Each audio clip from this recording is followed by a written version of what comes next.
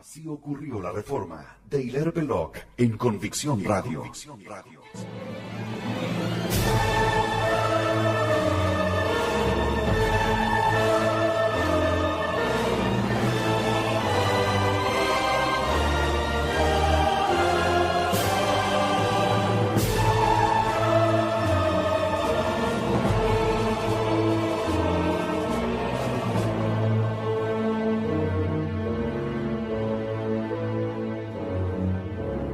La reforma fue un levantamiento de los ricos contra los pobres.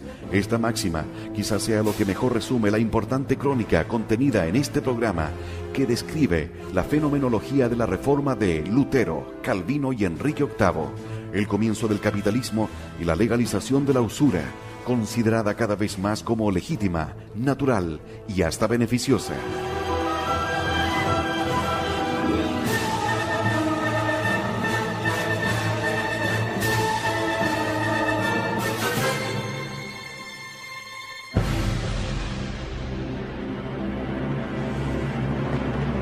Así ocurrió la reforma de Hilaire Belloc en Convicción Radio.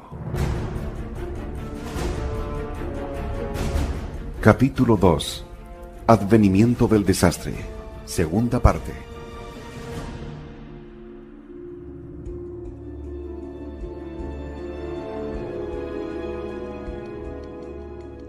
Es preciso efectuar dos revisiones generales de la Europa del siglo XV, 1400 a 1500, para comenzar a comprender el cómo y el porqué de la explosión que siguió abruptamente al inicio del siglo XVI.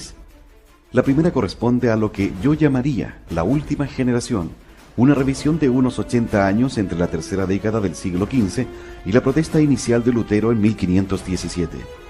La segunda se refiere a un punto especial y determinante: la situación del papado y la corte papal durante el mismo período. La última generación antes de la Reforma fue en toda Europa un período bien diferenciado, que naturalmente fue fruto del período que la había precedido, pero un fruto muy diferente. Lo entenderemos mejor si recordamos los tres nombres que le han adjudicado con diferentes grados de exactitud. Los alemanes anticatólicos lo han denominado clarificación, esto es, la dispersión de las nieblas de la religión que ellos consideran como leyendas falsas y de lo que desprecian como confusión mental de la Edad Media. Se lo ha llamado bancarrota de la cristiandad, es decir, el derrumbamiento de la unidad de la civilización cristiana en Occidente, donde hasta su fin, las naciones en desarrollo habían seguido siendo provincias de un todo esencialmente homogéneo. Ha sido llamado primavera del Renacimiento, o sea, la apertura, el florecimiento de una visión, la visión de esa elevada y espléndida antigüedad pagana de la cual todos derivamos, la visión de Grecia y de Roma, tal como fueron en sus momentos supremos. El primero de esos nombres, clarificación, es verdadero o falso según que se acepten o rehacen las doctrinas trascendentales de la Iglesia Católica, especialmente la doctrina de la Encarnación y todo cuanto de ella emana, hasta los últimos detalles de las devociones locales hacia la Madre de Dios. Hubo ciertamente una pasmosa revolución en el espíritu europeo, y de acuerdo a la fe o ausencia de fe de cada uno, puede denominarse la liberación de un espejismo, esto es, un despertar, o la pérdida del sentido de la realidad de las cosas eternas. El segundo título, bancarrota de la cristiandad, es también exacto en un aspecto de la cuestión. Europa dejó de estar unida y desde entonces nunca ha vuelto a estarlo. Pero no debemos aceptar la doctrina de que la separación de sus diversos sectores debía necesariamente ir en aumento progresivo. La tendencia centrífuga pudo muy bien haber sido un mal pasajero. La reacción debía llegar necesariamente, como en realidad ocurrió, más aún una potente e instintiva tendencia contraria hacia la reunificación de Europa ha aparecido repentinamente desde entonces, y ha tratado de hacerse efectiva, y aunque hasta el momento ha fracasado, no podemos tener la certeza de que no triunfará en el futuro. Personalmente, siempre he pensado que, ante la presión de cosas totalmente foráneas que pongan en real peligro nuestra tradición europea común, la unidad volverá a resurgir. El tercer título, Primavera del Renacimiento, es, sin duda, exacto. Por causas demasiado profundas y, en consecuencia, demasiado ocultas para ser descubiertas por nosotros, causas que actuaban en la profundidad del espíritu humano, sopló, sobre el espíritu europeo del siglo XV un viento fresco, comparable al que 400 años antes diera origen a la gran civilización medieval, pero que soplaba con mayor fuerza, más inesperadamente y desde un rumbo diferente. Era un aire que revelaba a los hombres el espléndido pasado del Mediterráneo y llenaba los espíritus más potentes de la Europa con la pasión por recuperar y, en cierto modo, por volver a vivir el pasado clásico.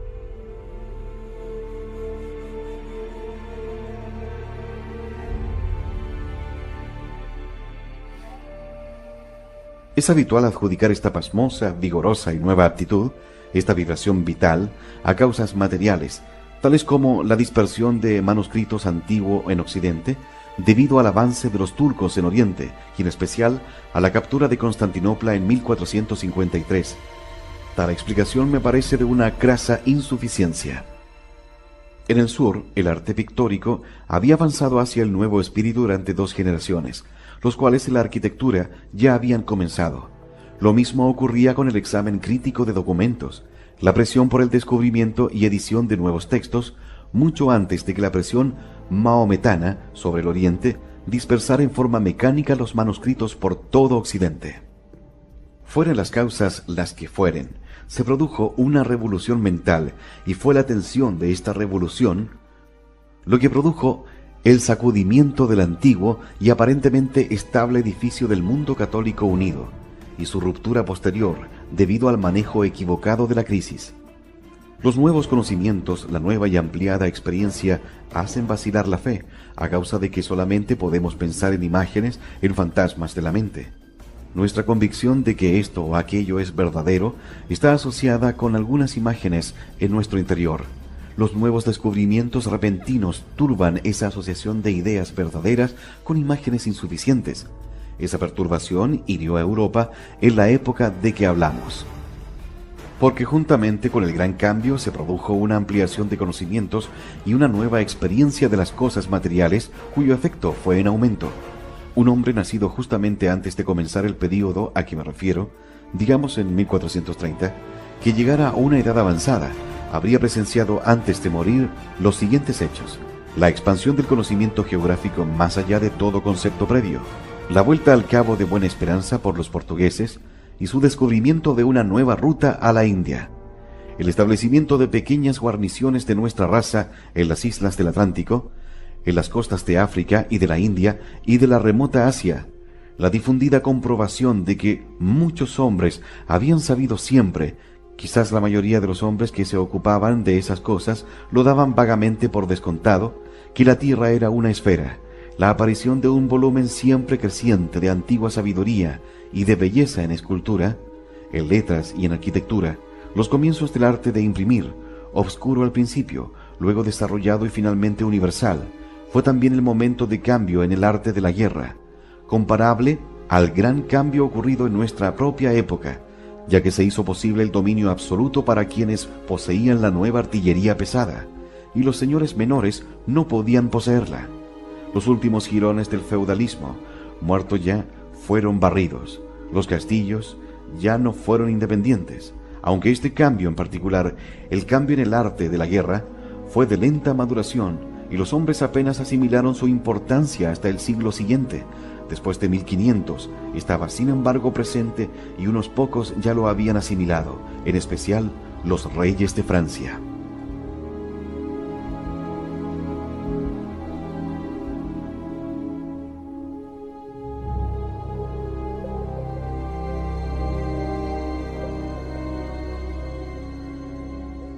Como ya he dicho, un hombre nacido al comienzo de este nuevo período, es decir, alrededor de 1430, apenas sobrepasados sus 60 años, habría oído hablar de los viajes de Colón.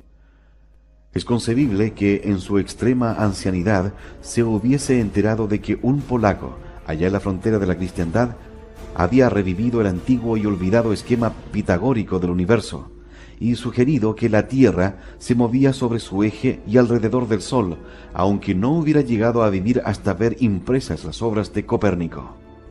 A su alrededor, mientras tanto, habría estado en marcha con creciente vigor el surgimiento de aquel humanismo originado por el estudio de la antigüedad. como las mentes más potentes de su época se habría sentido colmado por un creciente desprecio hacia el pasado medieval.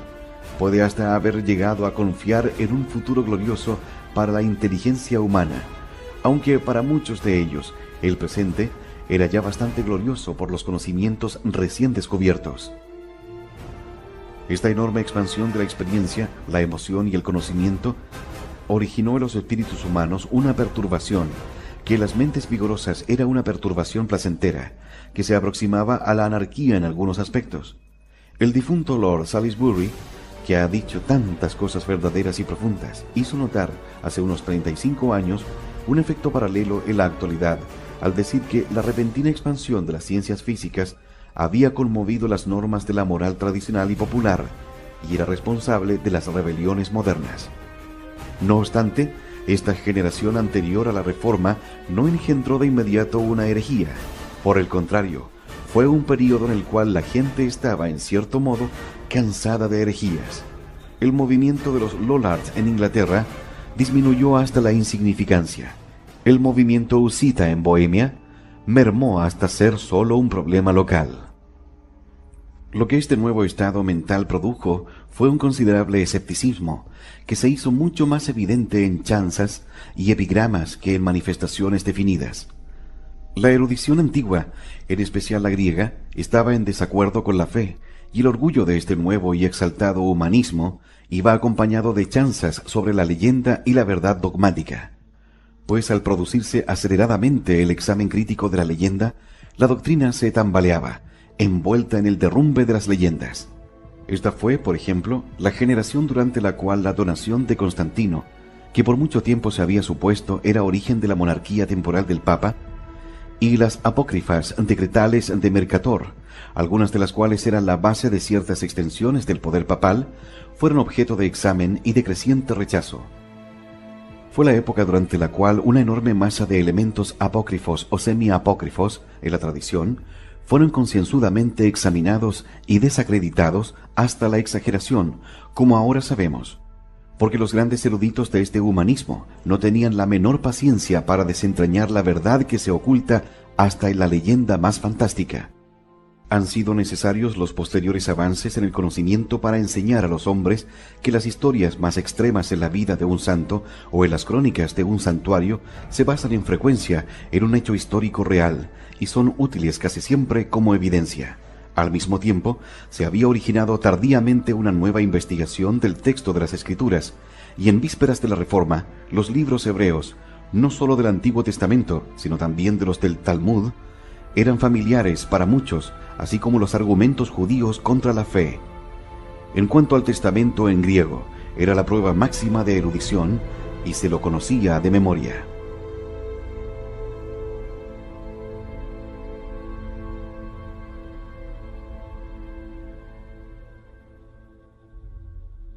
En esa época turbulenta hubo otro elemento de perturbación.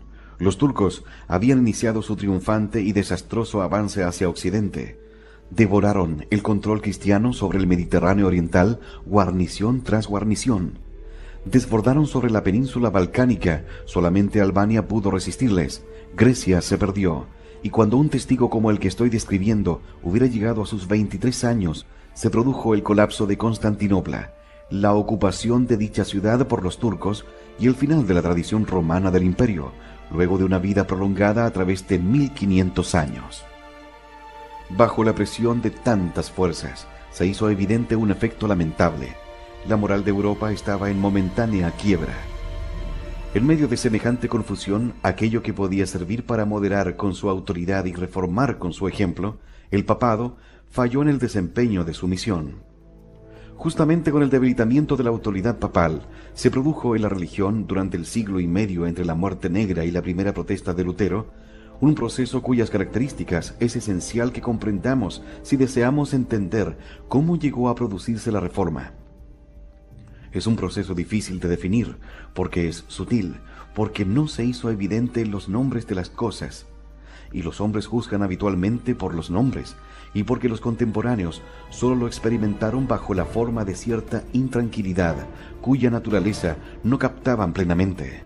Denominaré a ese proceso cristalización de la religión, Quiero significar por ese término una especie de endurecimiento de lo que había sido elástico y fluido, una exageración de la rutina y de las reglas precisas, en oposición a la amplitud del movimiento, un desarrollo de la letra contra el espíritu, una preponderancia del esqueleto en un organismo vivo en oposición con su carne y su sangre. Los enemigos de la verdad católica han usado parte de este proceso que afectó a la Iglesia hacia el final de la Edad Media, el término fosilización. Como es natural, rechazo de plano dicho término. No es solamente exagerado, es falso. La vida de la Iglesia continuó en forma vigorosa y sagrada. Produjo grandes santos. Su administración estuvo perpetuamente al servicio de las necesidades del hombre. Europa vivía una vida realmente católica y estaba sana, pero lo que podríamos llamar su vida oficial se endureció fuera de toda medida. Esto iba necesariamente acompañado de una consolidación de los abusos. Nunca podrá lograrse, ni aun en esa institución que es la suprema esperanza del género humano, la consolidación del bien, porque la del hombre es una naturaleza caída. Las doctrinas, la santidad, el supremo valor espiritual de la Iglesia Católica permanecen, pero su maquinaria política debe sujetarse a una constante renovación.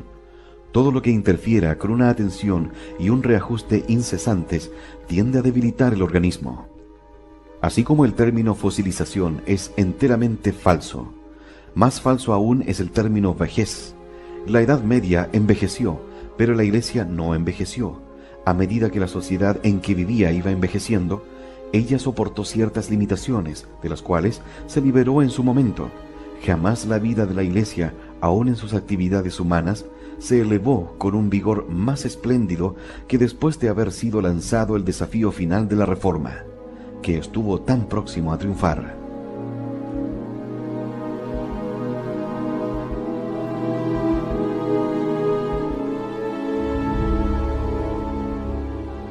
Pero se produjo un retraso fatal en el comienzo de la Reforma, y la continuada supervivencia de abusos atribuibles a la rutina no corregida y a intereses creados se mantuvo durante tanto tiempo luego del primer estallido de universal protesta, que la indignación que originaron tuvo tiempo de segregar de la fe a una generación entera. Como ejemplo de esta cristalización, tomaremos la complicada red de las finanzas clericales. En ellas había desaparecido la antigua simplicidad. Se exigían tributos basados en meros precedentes, aunque la causa de tales precedentes hubiera dejado de existir. Gravámenes que habían sido necesarios cuando la Iglesia luchaba por su existencia contra el poder civil, seguían existiendo, por lo menos algunos, cuando ya no eran necesarios. Consideremos abusos como las pluralidades en tiempos primitivos. En Inglaterra, después de la conquista, por ejemplo, que un hombre ocupara dos sedes al mismo tiempo era algo que ocurría ocasionalmente, pero no se toleraba. Era un escándalo y un atropello. Ya más adelantada la Edad Media, llegó a ser aceptado, aún censurable, aún escandaloso, pero aceptado. Junto con esta cristalización, este endurecimiento de la acción oficial, existía entre los laicos un mal, y mucho más grave, paralelo: la confianza en los aspectos externos de la religión, a expensas de la vida espiritual. Todos los apologistas de la revuelta contra la unidad ponen especial énfasis en este hecho. La Reforma, afirma, fue esencialmente un llamamiento a una religión personal. Los hombres, siguen diciéndonos, habían dejado de adornar en espíritu y verdad, y los sacerdotes eran los responsables de ello. Esta apelación a las almas adormecidas tenía que ser hecha por los rebeldes, pues nadie en las filas oficiales la hubiera formulado. Esta apelación amenazaba los intereses creados en santuarios y reliquias, en fiestas y oficios. En consecuencia, sus autores fueron tratados como enemigos, y de allí la ruptura de la cristiandad. Este énfasis especial es una historia completamente falsa. La revuelta estaba inflamada, además, por el odio hacia la religión común, ancestral de los cristianos. Vomitaba insultos abominables contra la Eucaristía, los santos, la Madre de Dios. Se alimentaba también de una furia generalizada contra la disciplina.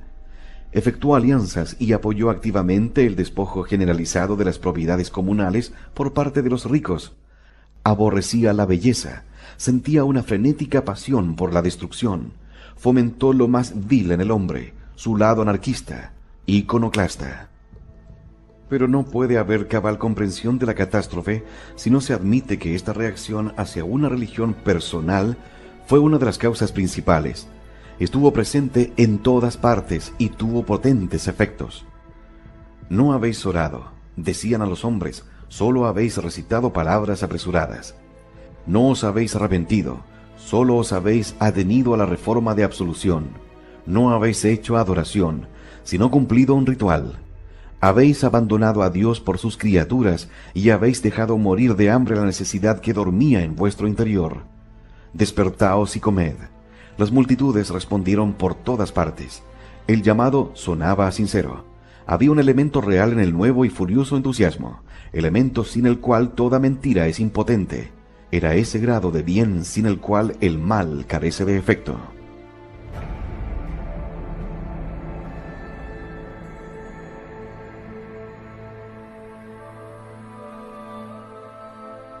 Retomaré, por último, el origen principal de esta ruptura llamada Reforma, quizás su causa material más importante, la muerte negra. A mitad de camino, entre 1300 y 1400 o 1348 a 50, la muerte negra desgarró la estructura viviente de la cristiandad como un arma terrible que desgarrara la carne viva de un organismo humano. En 2 años mató quizás a la mitad, o con seguridad, a 1/3 de Europa occidental, arruinó la antigua y saludable estructura del feudalismo. Por doquiera rebajó el potencial de vida en número, en vigor, en poder productivo. En algunos lugares, comunidades monásticas enteras fueron eliminadas, en otros murieron el obispo y todo su capítulo. Para dar un ejemplo en particular, la Universidad de Oxford, una institución esencialmente clerical, en el núcleo mismo de la vida eclesiástica de Inglaterra, se redujo a 1/3 de su antiguo número y así permaneció. Para dar otro ejemplo, el monasterio de San Albano, una de las grandes instituciones monásticas típicas de Occidente, se redujo, quedó disminuido a la mitad de su cantidad anterior. Más o menos lo mismo ocurrió con la mayor parte de las grandes casas monásticas en toda Europa. Más tarde, algunas recibieron nuevas donaciones y aumentaron sus habitantes. Pero la institución monástica, como todas las demás instituciones europeas, fue herida en sus entrañas, y las consecuencias de la herida se sintieron durante generaciones. Esta prueba degradó el nivel de la cultura del clero en forma considerable, especialmente aquí en Inglaterra. Ese nivel se había recuperado en gran parte, y antes de que se produjera la reforma, había sido vivificado por la revitalización de los estudios clásicos. No obstante, el efecto del golpe se sintió aquí en forma permanente. Al mismo tiempo, la muerte negra puso de relieve en una forma inesperada y curiosa las peculiaridades locales de las diferentes provincias de la cristiandad. Antes de la plaga, la unidad externa de la cristiandad estaba mantenida no sólo por la doctrina común y la civilización consiguiente, sino también por un numeroso grupo de gente de gobierno que en términos modernos podríamos llamar cosmopolita. En todo el occidente, aunque en grados variables, se casaban entre sí, se encontraban continuamente la actividad de las cruzadas, en los grandes concilios hasta en las guerras. Un grupo muy numeroso, entre ellos la mayor parte de la gente importante de Francia y toda la Inglaterra, tenía un idioma general que todos ellos usaban habitualmente. Un caballero de Northumberland se parecía mucho más en idioma y acento a un caballero de Burdeos, de lo que un inglés culto de hoy se parece a un americano culto. Aun donde no se estaba familiarizado con la ubicuidad del francés hablado por la clase alta, en la región del Rin y más allá, en España e Italia, existía un ir y venir que unificaba la porción viajera de Europa. Y esa porción viajera, en aquella época, no significaba solamente la aristocracia, sino mucho más. Los funcionarios, los soldados de fortuna, los eruditos, una gran parte de los clérigos. Ahora bien, entre un centenar de otras consecuencias, la muerte negra produjo la separación del habla y de los hábitos locales entre una provincia y otra. Esto fue acompañado por el desarrollo del sentimiento nacional. La lenta división de una Europa unida en naciones separadas habría ocurrido de todos modos, pero fue acelerada por la muerte negra. Convirtió a Inglaterra, dentro de una generación de aquel suceso, en un país de habla totalmente inglesa, o por lo menos en un país donde solamente la corte y unos pocos hombres prominentes pensaban en francés. Convirtió a los esclavos de Bohemia en un cuerpo que se oponía mucho más conscientemente a los alemanes. En todas partes produjo este efecto que hoy llamaríamos de particularización, profundizando las líneas de ruptura entre las diversas divisiones de los cristianos.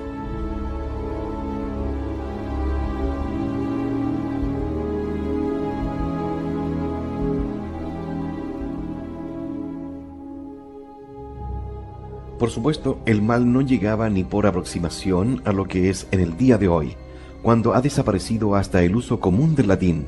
No obstante, ya alrededor de 1400 existía una muy marcada diferencia entre una nación y otra, y esa diferencia continuaba creciendo.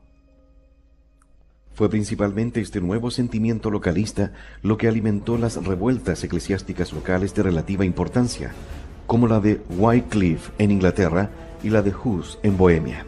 Existía, pues, en el espíritu de Europa, durante las últimas generaciones de la Edad Media, una creciente inquietud.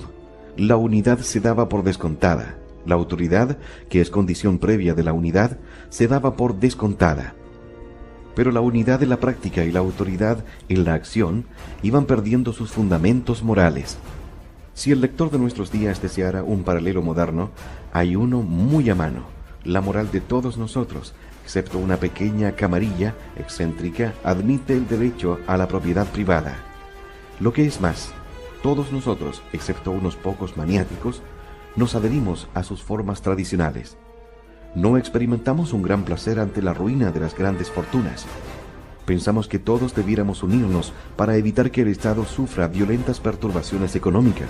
No obstante, como sociedad, nos sentimos llenos de ansiedad e intranquilidad cuando contemplamos el moderno capitalismo industrial. Este tiene sus defensores oficiales, pero tienen escaso peso moral.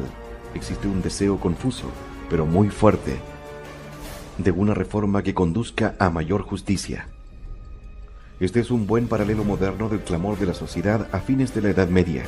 La demanda de una limpieza en la Iglesia se hacía cada vez más urgente y se expresaba en una fórmula universal: reforma de la cabeza y los miembros.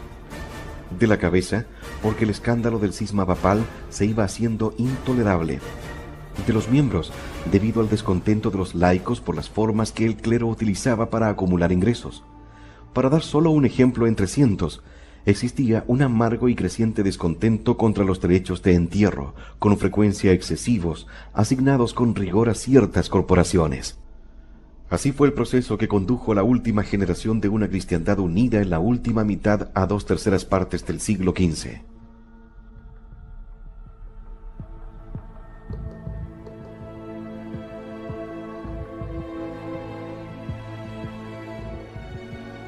En la superficie, ese período parecía uno de mayor armonía y unidad que los dos precedentes, pero debajo de esa superficie estaban en acción fuerzas vigorosamente perturbadoras. La corte papal se estaba convirtiendo en un principado italiano. El escepticismo se propagaba velozmente y comenzaba a aparecer una especie de anarquía moral, no en la sociedad, sino en una multitud de mentes individuales, debido a la expansión demasiado repentina del mundo.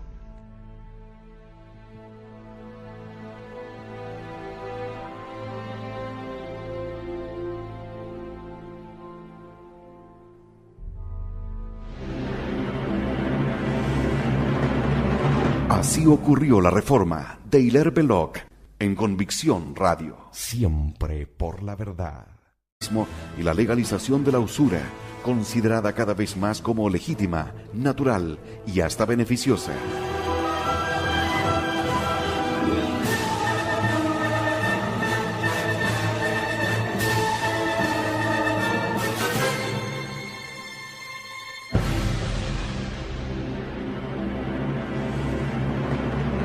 Así ocurrió la reforma de Hilaire Belloc en Convicción Radio.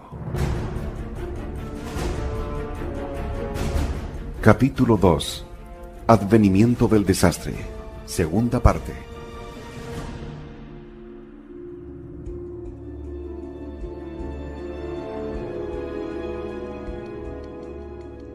Es preciso efectuar dos revisiones. Primero de esos nombres, clarificación, es verdadero o falso según que se acepten o rehacen las doctrinas trascendentales de la Iglesia Católica, especialmente la doctrina de la Encarnación y todo cuanto de ella emana, hasta los últimos detalles de las devociones locales hacia la Madre de Dios. Hubo ciertamente una pasmosa revolución en el espíritu europeo, y de acuerdo a la fe o ausencia de fe de cada uno, puede denominarse la liberación de un espejismo, esto es, un despertar, o la pérdida del sentido de la realidad de las cosas eternas. El segundo título, Bancarrota de la Cristiandad, es también exacto en un aspecto de la cuestión. Europa dejó de estar unida y desde entonces nunca ha vuelto a estarlo. Pero no debemos aceptar la doctrina de que la... Así ocurrió la reforma de Hilaire Belloc en Convicción Radio.